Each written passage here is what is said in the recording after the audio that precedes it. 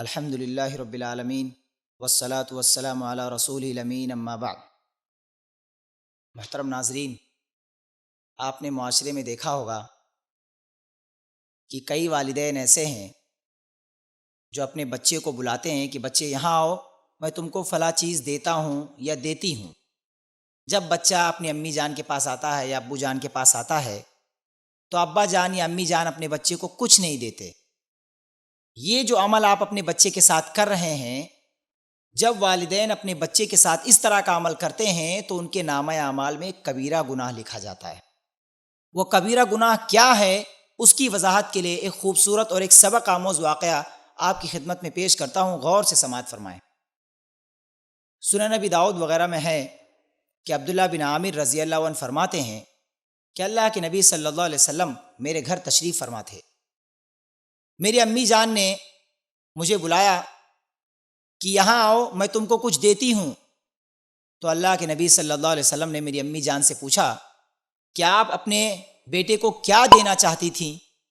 تو امی جان نے جواباً عرض کیا کہ میں اپنے بیٹے کو کھجور دینا چاہتی تھی۔ تو اللہ کے نبی صلی اللہ علیہ وسلم نے میری امی جان سے فرمایا، اما انک لو لم تعطہ شیئا کتبت علیک کذبۃ، سن لو، اگر آپ نے اپنے بچے کو کچھ نہ دینے کا ارادہ کیا ہوتا تو آپ کے نامہ اعمال میں جھوٹ لکھا جاتا۔ محترم ناظرین، کیا معلوم ہوا اس واقعے سے؟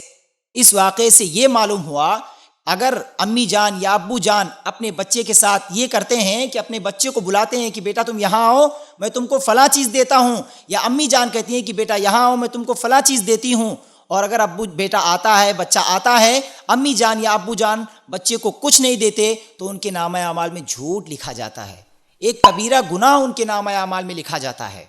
یہاں یہ بات واضح رہے کہ یہ صرف بچوں کے لیے نہیں ہے۔ اگر کوئی آدمی اپنے بھائی کو بلائے، کہے کہ بھائی یہاں آؤ، میں تم کو فلاں چیز دیتا ہوں، بھائی آتا ہے اور بندہ نہیں دیتا اپنے بھائی کو، تب بھی اس کے نامہ اعمال میں جھوٹ لکھا جائے گا۔ بہن اپنے بھائی کو بلاتی ہے یا کہ بھائی آپ یہاں آؤ، میں تم کو فلاں چیز دیتی ہوں، بھائی آتا ہے اور بہن نہیں دیتی، تب بھی بہن کے نامہ اعمال میں جھوٹ لکھا جائے گا۔ اسی لیے میں تمام مسلمانوں سے گزارش کرتا ہوں کہ اللہ کے واسطے یہ اس عمل کو آپ چھوڑ دیں، اس عمل کو آپ ترک کر دیں۔ اگر آپ اس عمل کو کریں گے، جیسے ہی آپ اس عمل کو کر گزریں گے، آپ کے نامہ اعمال میں ایک جھوٹ لکھا جائے گا۔ جھوٹ کے بارے میں اللہ کے نبی صلی اللہ علیہ وسلم نے فرمایا، ایاکم والکذب، جھوٹ سے بچو۔ کیوں؟ جھوٹ فسق و فجور کی طرف لے جاتا ہے، اور فسق و فجور جہنم کی طرف لے جاتا ہے۔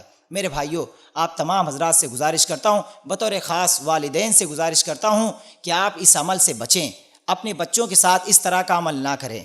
اگر آپ اپنے بچوں کی صحیح تربیت کرنا چاہتے ہیں تو اس عمل سے بچیں۔ اللہ تعالیٰ سے دعا ہے کہ بار الہ تو ہم سب کو اس عمل سے بچنے کی توفیق عطا فرما، ہم سب کو جھوٹ سے بچنے کی توفیق عطا فرما، اور اس واقعے سے سبق حاصل کرنے کی توفیق عطا فرما۔ آمین۔ وآخر دعوانا الحمد للہ رب العالمین۔ السلام علیکم۔